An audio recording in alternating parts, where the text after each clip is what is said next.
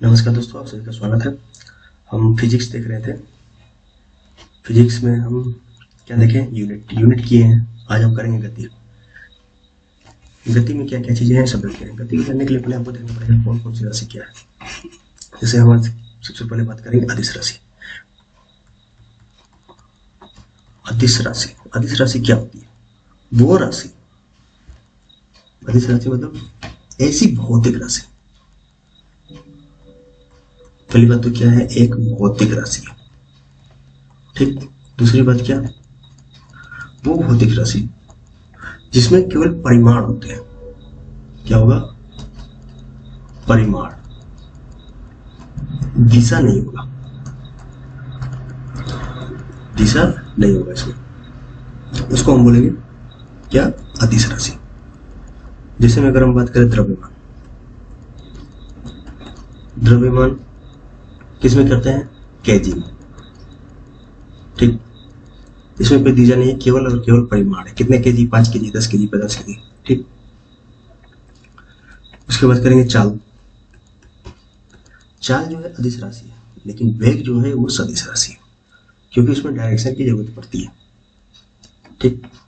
उसमें डायरेक्शन भी होता है। चाल हो गया। उसके बाद आयतन, आयतन के बाद हम बात करें कार्य। ये सभी जो है अदिश राशि के एग्जाम्पल है। तो क्वेश्चन में अक्सर ये पूछ लेता है, पूछ क्या लेता है, पूछेगा भी, ठीक, कि इसमें से कौन सी अदिश राशि नहीं है, या इसमें से कौन सी अदिश राशि है, ठीक। इसमें अब देख लिए क्या? द्रव्यमान, चाल, आयतन, कार्य। और अगर हम बात करें तो करंट हो गया, यानी कि विद्युत धारा, विद्युत धारा हो गया। दाब, दाब हो गया यानी कि प्रेशर। और उसके बाद बात करें तो ताप। और उसके बाद बात करें ऊर्जा, ऊर्जा हो गया, समय हो गया। ये सभी जो है अदिश राशियां हैं। तो अदिश राशि में केवल परिमाण होती है, दिशा नहीं होती है। इसमें क्या है? केवल केवल केवल और केवल परिमाण, दिशा नहीं है, ठीक। एग्जाम्पल एक बार फिर से देख लीजिए। जैसे में द्रव्यमान हो गया, चाल, आयतन, कार्य, विद्युत धारा, दाब, ताप, ऊर्जा, समय, ये सब जो है अदिश राशि के एग्जाम्पल है। अच्छा, यहीं पर अब बात करें अगर हम सदिश राशि, तो इसमें से देखिए, ठीक, लेकिन इसमें एग्जाम क्वेश्चन में पूछेगा क्या? विद्युत धारा, ये एक सदिश राशि है, अदिश राशि। स्टेटमेंट में दे सकता है कि एक अदिश राशि है, ठीक। ताप भी अदिश राशि है। दाब, दाब में अक्सर लोगों को कंफ्यूजन होता है। अच्छा, अदिश राशि का आपको हम बता दें छोटा सा टिप। जैसे द्रव्यमान, अगर आपका इसमें बा है, बा आधा है, बड़ा है, बा, तो ये आपके मोस्टली क्या है? अदिश राशि है। लेकिन यही अगर वह जहां पर मिलेगा आपको, तो ज्यादातर वो जो है सदिश राशि में आएगा। जैसे कि वेग, ठीक। इसमें ले लिए द्रव्यमान, दाब, ठीक है। तो आगे चलते हैं। कौन सी राशि की बात करें? फिर सदिश। सदिश राशि में क्या है? सदिश राशि यानी कि इसको हम बोलते हैं वेक्टर क्वांटिटी। अदिश राशि को बोलते थे स्केलर क्वांटिटी, इसको बोलते हैं वेक्टर क्वांटिटी। वेक्टर क्वांटिटी वो सभी भौतिक राशि जिनमें परिमाण के साथ साथ, इसमें क्या है? परिमाण तो है, प्लस परिमाण के साथ साथ दिशा की भी आवश्यकता होती है। जो परिमाण के साथ साथ दिशा भी होती है, उनको हम बोलते हैं सदिश राशि, ठीक।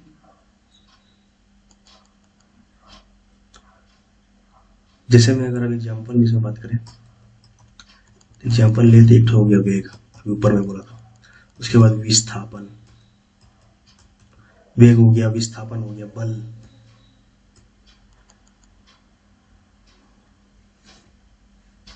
बल भी सदिश राशि है। दाब अदिश राशि है, बल सदिश राशि है, ठीक।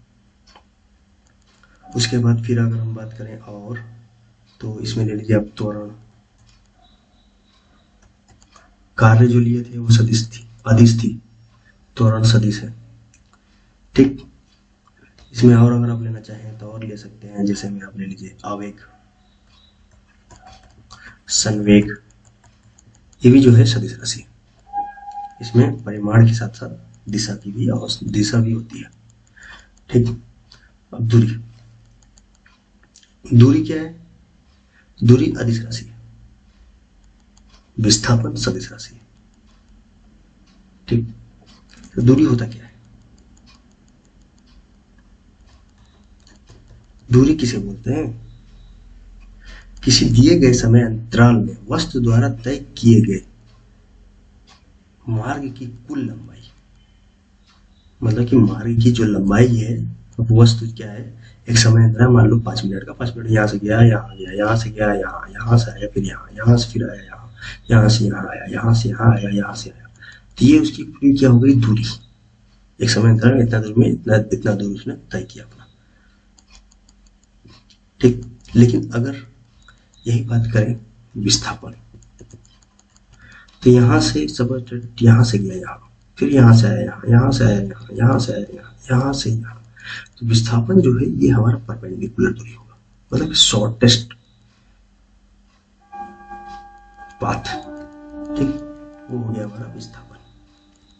ठीक है, उस विस्थापन आगे देखेंगे। तो दूरी हो गया।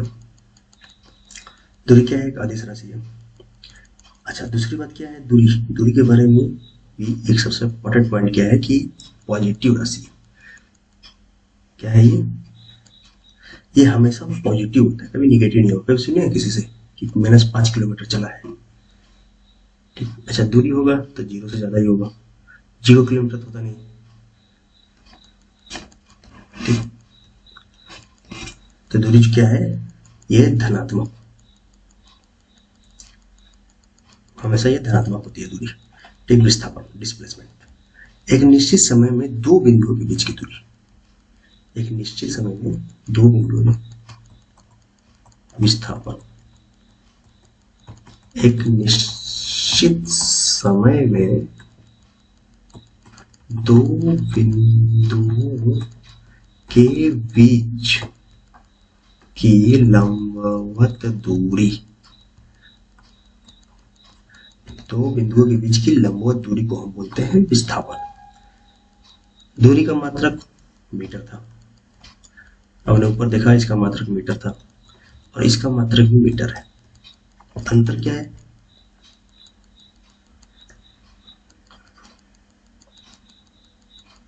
ठीक।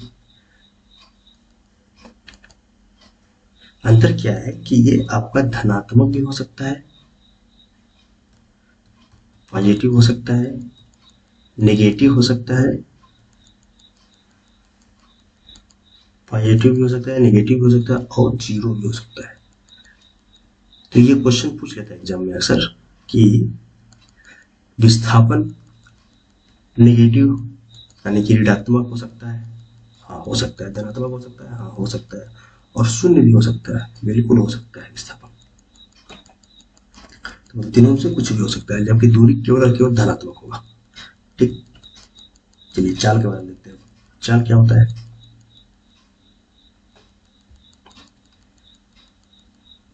चाल,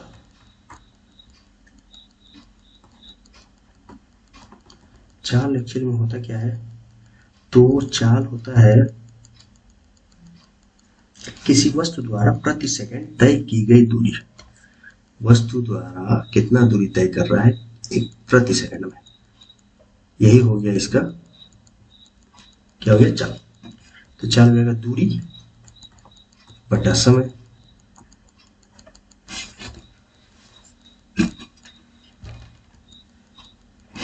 यानी कि distance travel per unit time is speed. ठीक। इसका मात्रक क्या हो जाएगा? मीटर प्रति सेकंड। मीटर प्रति सेकंड इसका मात्रक हो गया। अच्छा, चाल क्या है? एक अदिश राशि है। ये भी क्या है? एक अदिश राशि। चाल आपने देख लिया। अब वेग, वेग मतलब क्या हो जाता है? विस्थापन नहीं, वेग, सॉरी, वेग मतलब वेलोसिटी। वेलोसिटी क्या होता है? किसी वस्तु के विस्थापन की दर को, विस्थापन आपने ऊपर देखा, विस्थापन क्या होता है? तो विस्थापन के दर को या एक निश्चित दिशा में प्रति सेकंड वस्तु द्वारा तय की गई दूरी, या फिर ये बोल दे एक निश्चित दिशा में वस्तु द्वारा प्रति सेकंड तय की गई दूरी को ही हम विस्थापन बोलते हैं, वेलोसिटी बोलते हैं, यानी कि वेग बोलते हैं। इसका मात्रक मीटर प्रति सेकंड होगा। ठीक, इसका क्या है? मीटर प्रति सेकंड। तो मतलब कि वेग क्या होता है? डिस्प्लेसमेंट यानी कि विस्थापन पर यूनिट टाइम यानी पर यूनिट सेकंड। विस्थापन बटे समय यानी कि हो जाएगा इसका भी मीटर पर सेकंड इज यूनिट। ओके, ठीक है। लेकिन ये क्या है? एक सदिश राशि है। वेलोसिटी क्या है? एक सदिश राशि है। नेक्स्ट हम देखते हैं त्वरण।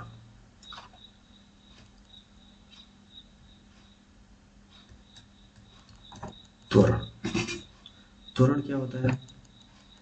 किसी वस्तु के वेग में परिवर्तन की दर को त्वरण कहते हैं। किसी वस्तु के वेग में परिवर्तन की दर,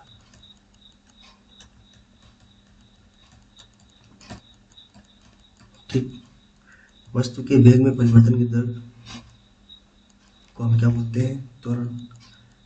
ये भी जो है एक सदिश राशि है। ठीक, इसका मात्रक क्या हो जाएगा? वेग में परिवर्तन यानी कि वेलोसिटी पर यूनिट टाइम यानी कि मीटर प्रति सेकंड डिवाइडेड बाय सेकंड, यानी कि मीटर प्रति second square. This is the unit of acceleration यानी कि त्वरण। त्वरण क्या है? सदिश राशि है। ठीक, अच्छा, त्वरण क्या है? ऋणात्मक भी हो सकता है, धनात्मक भी हो सकता है। अगर मान लीजिए किसी वस्तु की वेग बढ़ रही है, सपोज 5 के एमपीएस के स्पीड से चल रहा है, गाड़ी चला रहे हैं, अपना बाइक ही ले लीजिए, आप चला रहे हैं, या साइकिल या कार। मोस्टली तो बाइक और कार चलाते हैं आजकल लोग, साइकिल और कार चलाते हैं। ठीक, 5 के एमपीएच की स्पीड से चल रहे हैं। थोड़ा देर के बाद आपने 10 के एमपीएच की स्पीड पकड़ लिया, तो मतलब क्या हुआ? आपका त्वरण धनात्मक है, आगे बढ़ा है, यानी कि बढ़ा है, आपका वेग बढ़ा है, वेग का परिवर्तन हुआ है धनात्मक साइड में। लेकिन यही अगर आपने शुरू में क्या 5 के एमपीएच की स्पीड से चल रहे थे, थोड़ी देर में अगर आप आ गए 2 के एमपीएच की स्पीड में, यानी कि क्या हुआ? त्वरण घटा, यानी कि हो जाएगा ऋणात्मक। तो वो यहाँ पर ये कहता है कि समय के साथ वस्तु का वेग घटता है तो वो ऋणात्मक त्वरण होता है, जिसे मंदन यानी कि रिटार्डेशन कहते हैं, और इसको हम कहते हैं मंदन या रिटार्डेशन। ओके, तो ये हो गया त्वरण के बारे में। अब आते हैं हम प्रोजेक्टाइल मोशन यानी कि प्रक्षेप गति। प्रक्षेप गति बाद में देखा जाएगा। प्रक्षेप गति में ज्यादा कुछ नहीं, बस इतना देखना है कि इसका पाथ कैसा होता है। तो प्रक्षेप गति का पाथ आपका जो होता है वो परवलयाकार होता है।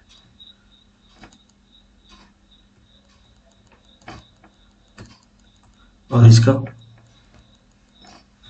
परवलयाकार होता है। अब प्रक्षेप गति हो गया, और जो पाथ में चलता है उसको बोलते हैं प्रक्षेप पाथ, ट्रैजेक्टरी। ओके, परवलय हो गया ये। अब जैसे इसका एग्जाम्पल मोस्टली पूछ लेगा, एग्जाम्पल क्या होता है प्रक्षेप गति का, कौन कौन से एग्जाम्पल है इसमें, प्रक्षेप गति के कौन से एग्जाम्पल है? तो जैसे इसका जो पाथ है हमेशा का हमेशा परवलयाकार ही होगा। अब परवलयाकार जैसे कि आपने देखा, क्या वो पत्थर फेंका ऊपर आसमान में, गया फिर घूम के नीचे आया, ठीक, भी परवलयाकार हो गया। ठीक, और उसके बाद फिर अगर आप और एग्जाम्पल की बात करें, धनुष से छूटा हुआ बाढ़, आप धनुष से बाढ़ चलाइए, वो भी परवलयाकार में होता है। उसके बाद फिर हवाई जहाज से गिराया गया बम, हवाई जहाज से बम गिर रहा है, तो वो भी हो गया परवलयाकार। उसका जो पाथ बनाएगा वो परवलयाकार बनाएगा। तो उससे छूटा गोला, और जैसे नीरज चोपड़ा ने भाला फेंका, वो भी परवलयाकार ही है, पाथ गया था। ठीक, ये सब प्रक्षेप गति के जो है एग्जाम्पल है, और इसका जो पाथ है उसको प्रक्षेप पाथ कहते हैं। बस इतना ध्यान रखना इसमें। तो ये हो गया प्रक्षेप गति। नेक्स्ट में अगर हम बात करें, अभी इसमें देखें तो प्रक्षेप गति में भी कुछ चीजें भी बाकी है। जैसे में अगर हम बात करें तो प्रक्षेप गति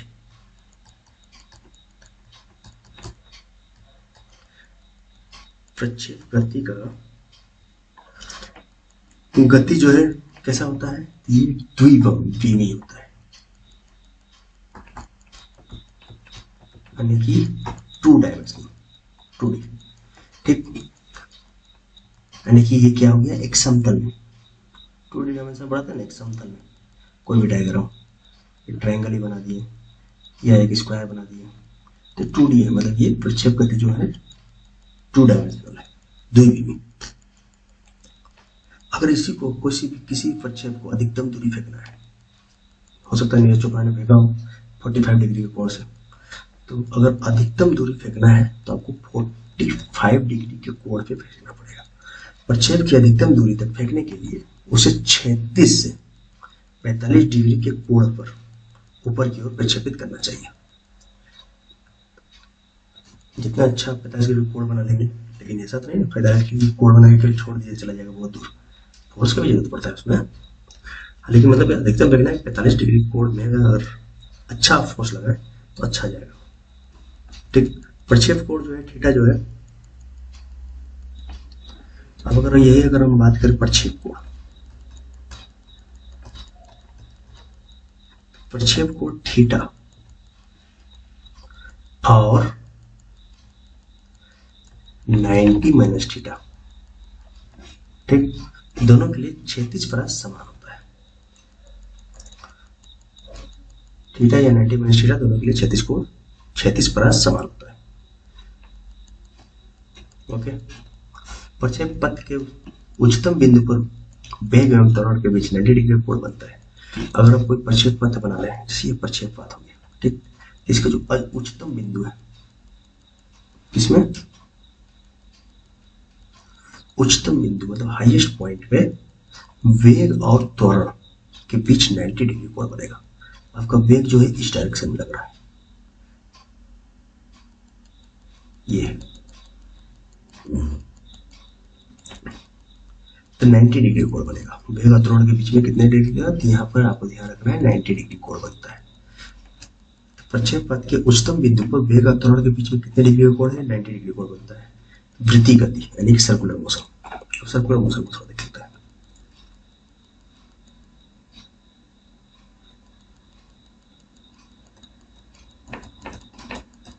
वृत्तीय गति, सर्कुलर मोशन। जब कोई वस्तु किसी वृत्ताकार मार्ग पर गति करती है तो उसकी गति को वृत्तीय गति कहते हैं। जब भी कोई वस्तु क्या हुआ, वृत्ताकार मार्ग पर, ये देखिए वस्तु वृत्ताकार मार्ग पर गति कर रही है तो इसको हम बोलेंगे वृत्तीय गति। ओके, वृत्तीय गति हो गया, आगे नहीं हुआ। यदि वह एक समान चाल से गति करती है तो उसको एक समान वृत्तीय गति होती है। वृत्तीय गति वृत्तीय पाथ में चल रही है तो वृत्तीय गति हो गया, और एक समान चाल से अगर चल रही है तो एक समान वृत्तीय गति बोलेंगे उसको। ठीक, वृत्तीय गति एक त्वरित गति होती है, मतलब क्या हो गया, एक एक्सेलरेटेड मोशन हो गया, त्वरित गति है। ठीक, वेग की दिशा प्रत्येक बिंदु को बदलता रहता है। देखिए वेग का दिशा इसमें प्रत्येक बिंदु में बदल रहा है ना, तो वही वेग की दिशा जो है प्रत्येक बिंदु पर बदलता रहता है वृत्तीय गति में। डोरी से बनते हुए एक पत्थर को तेजी से हवा में घुमाया जाता है। ठीक, और घुमाने के समय अगर डोरी टूट जाने पर पत्थर क्या होता है, हवा में उड़ जाता है, गया हो जाता है ना, नहीं भाई, आ जाता है वापस जमीन पे। तुम्हारे पास क्यों होएगा, तुम्हारे पास दूर जाना चाह रहा है, क्योंकि उसमें जो है हर एक समय क्या है, एक्सेलरेशन तो है ही उसमें, और दूसरे में साथ साथ उसमें वेग क्या है, इसमें चेंज होता जा रहा है उसका।